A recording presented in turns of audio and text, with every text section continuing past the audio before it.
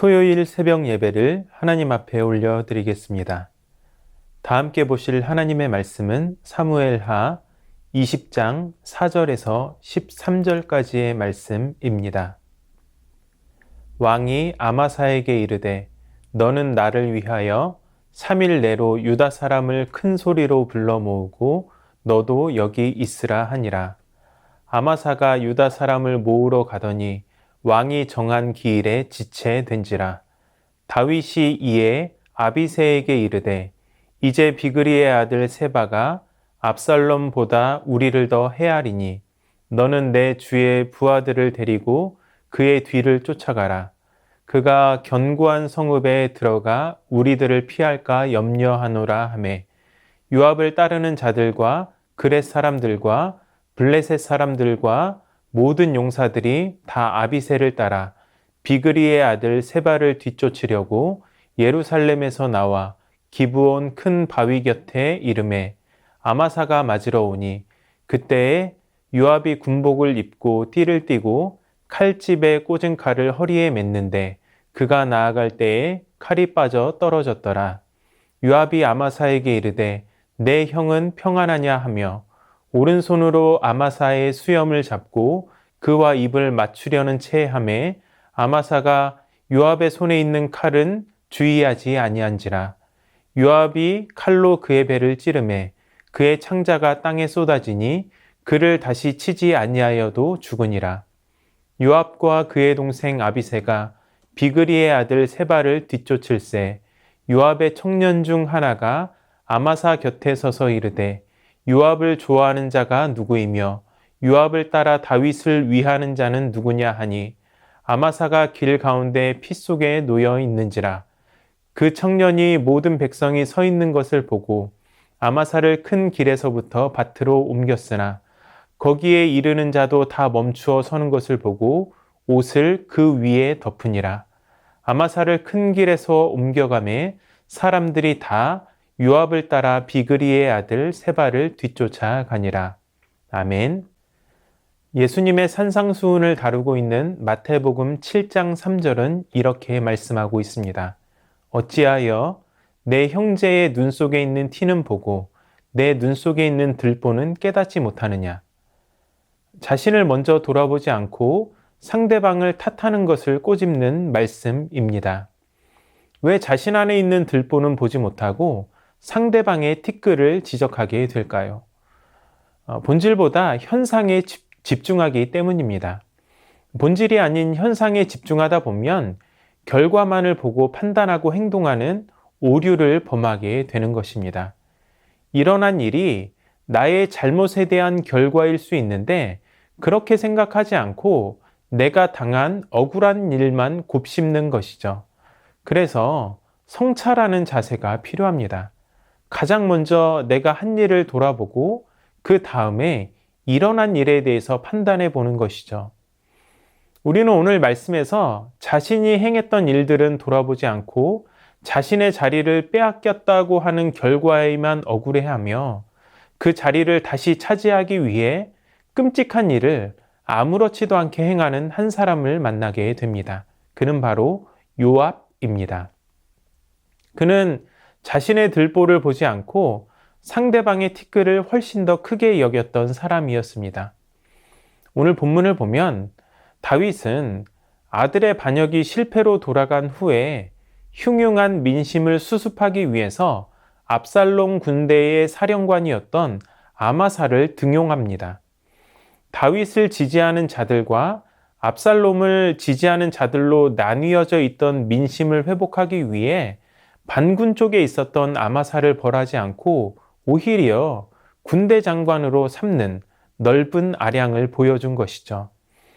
사무엘하 19장 13절은 이렇게 말씀하고 있습니다. 너희는 또 아마사에게 이르기를 너는 내 고륙이 아니냐. 내가 요압을 이어서 항상 내 앞에서 지휘관이 되지 아니하면 하나님이 내게 벌 위에 벌을 내리시기를 바라노라 하셨다 하며 이렇게 말씀을 하고 있습니다. 그러니까 요압 대신 아마사를 군대 장관으로 삼겠다는 것입니다. 그리고 다윗은 이 약속을 지킵니다. 아마사를 자신의 군대 장관으로 임명하고 할 일을 주게 되는데 그 첫 번째 임무는 군사를 모아서 세바의 반란을 잠재우라는 것입니다. 사무엘하 20장 1절과 2절을 보면 북쪽에서 사울 왕을 배출했던 베냐민 지파인 세바가 반란을 일으킵니다. 그리고 그 반란을 잠재우기 위해 아마사에게 임무를 부여한 것이죠. 다윗은 아마사에게 유다 지파에서 군대를 모아서 3일 내로 오라고 명합니다. 그런데 아마사는 시간을 지키지 못하고 계속해서 지체합니다. 유다 지파 내에서 하나 되지 못한 마음을 수습해서 군대를 일으키기에는 너무 시간이 짧았던 것입니다. 하지만 이것과는 반대로 다윗의 마음은 매우 조급했습니다. 세바가 세력을 키우기 전에 제거해야 한다고 생각을 했고 그렇기 때문에 시간이 없다고 생각한 것이죠. 압살롬의 반역이 성공하지 못했던 이유는 그가 시간을 지체했기 때문입니다. 그 일을 잘 알고 있던 다윗은 시간이 지체되자 더 기다리지 않고 아비새와 요압을 출동시키게 됩니다. 그런데 이 과정에서도 다윗은 요압이 아니라 아비새에게 모든 작전 권한을 주게 됩니다. 요압은 완전히 다윗의 눈밖에 나 있었던 것이죠. 요압이 압살롬을 죽인 것이 크게 작용을 했었기 때문입니다. 그래서 아마사를 군대 장관으로 임명했고 그가 지체되어 오지 않으니까 요압이 아니라 그의 동생인 아비새에게 작전권을 넘긴 것입니다. 이렇게 왕의 군대 행렬이 예루살렘 근교에 있는 기브온의 큰 바위 곁에 이르렀을 때 지체하고 있던 아마사가 그들을 찾아오게 됩니다. 그는 혼자 왔습니다. 유다 사람들을 설득하고 군대를 일으키는 데 고전하다가 왕의 군대가 출발했다는 소식을 듣고 자신이라도 힘을 더하려는 생각으로 찾아온 것입니다. 혹은 다윗 군대의 군대 장관으로서 권력을 행사하러 온 것일 수도 있습니다. 이렇게 아마사가 나타나자 요압은 드디어 이성을 잃게 됩니다. 왕이 보이지 않는 곳에서 자신의 자리를 빼앗아간 사람을 드디어 만났기 때문입니다. 이 아마사와 요압은 이종 사촌 지간이었습니다. 하지만 잔인한 요압은 개의치 않고 인사를 가장해서 가차없이 아마사를 살해하고 맙니다. 요압은 아브넬, 압살롬, 그리고 오늘 본문에 등장하는 아마사를 죽이는 과정에서 정당하게 죽이지 않았습니다. 아브넬과 아마사에게는 속임수를 사용했고 압살롬은 혼수 상태에서 죽임을 당합니다. 아마사의 살인을 지켜본 군인들은 충격을 받습니다. 그들은 아마사의 시체가 보이는 한 그 자리를 그냥 지나가려고 하지 않았습니다. 결국 그의 시체가 길에서 질질 끌려서 들판으로 옮겨지고 시체가 옷으로 가려지고 난 다음에야 군인들이 요압을 따라 움직이기 시작합니다. 오늘 말씀 속에서 우리는 요압의 외적인 행동이 아니라 내면에 집중해 보려고 합니다. 요압에게 있어서 결여된 것은 성찰하는 마음이었습니다. 여러분, 성찰이 무엇입니까? 자신이 한 일을 깊이 되돌아보는 마음입니다. 요압에게는 그것이 없었고 이것이 그에게 가장 큰 마이너스로 작용하게 됩니다.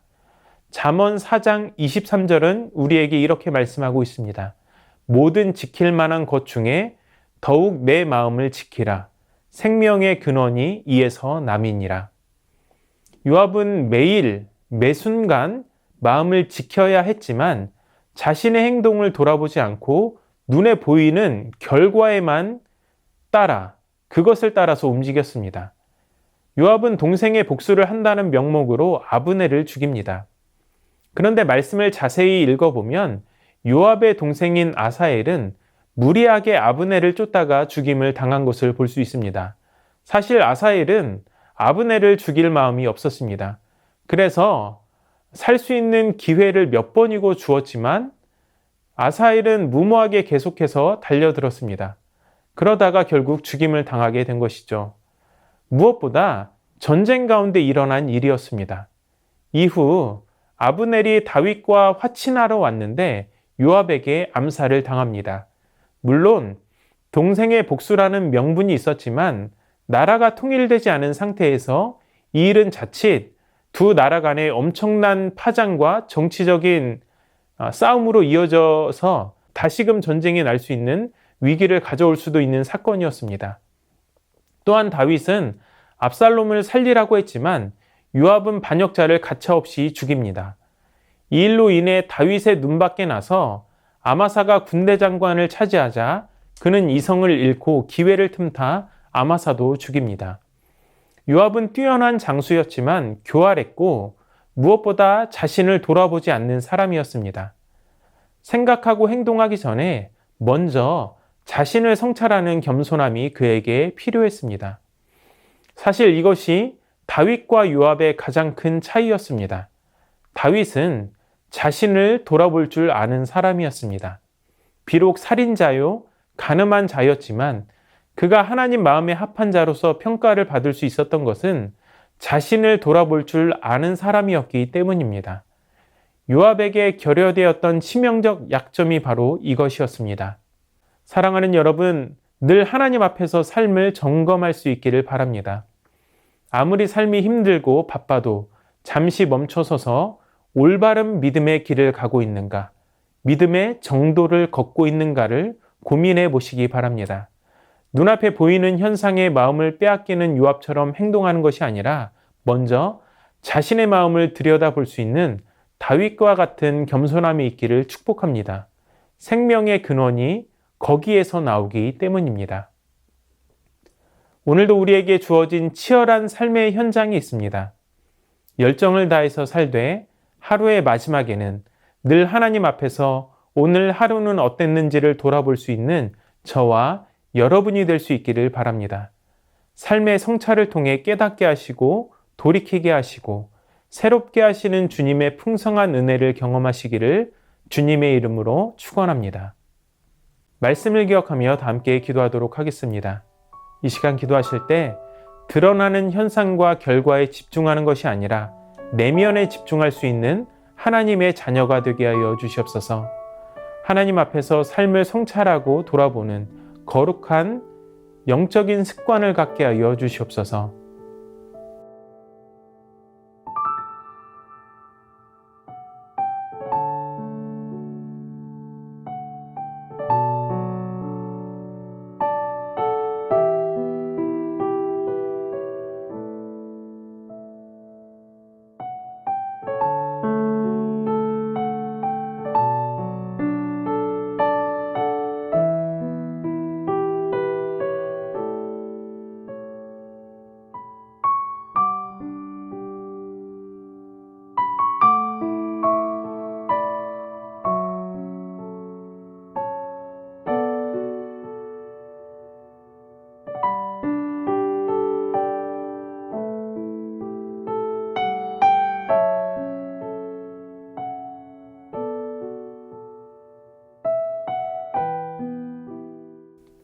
나라와 열방을 위해서 기도하실 때 위정자들이 연합하여 국정 운영을 하게 하여 주시고 공권력이 사회 정의를 이루어가며 올바른 질서와 권위 위에 세워지게 하여 주시옵소서.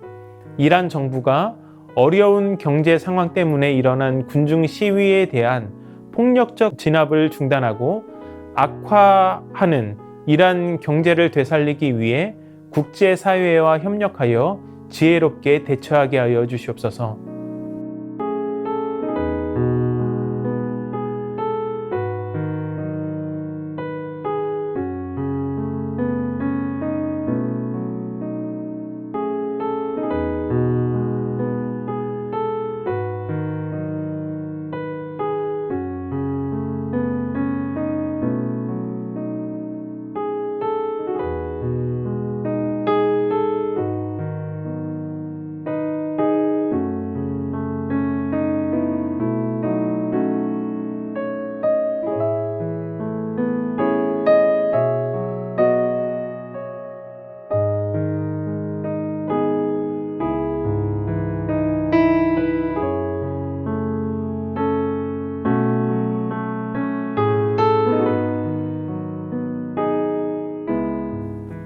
교회를 위해서 기도하실 때 담임 목사님 강건케 하시고 이 시대에 귀하게 쓰임받는 존경받는 목회자가 되게 하여 주시옵소서.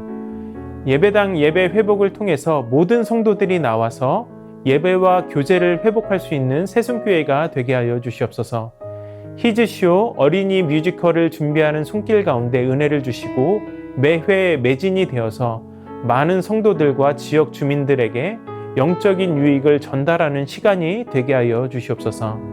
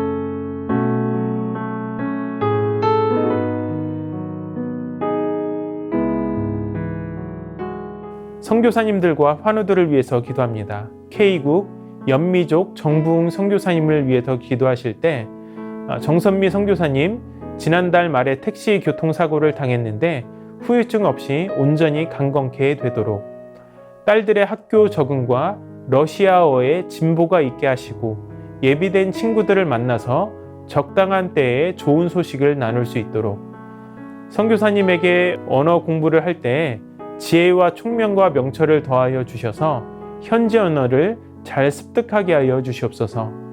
우크라이나와 이웃나라 러시아 상황의 여파로 카자흐스탄 정치와 경제가 혼란스럽지 않고 안정되고 평안이 지속되게 하여 주시옵소서.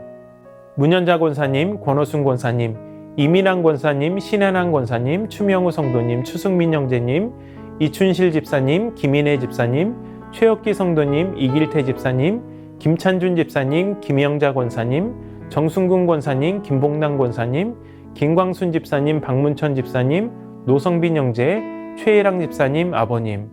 이 시간 선교사님들과 환우들을 위해서 기도하시고 개인의 기도로 하나님 앞에 나아가도록 하겠습니다.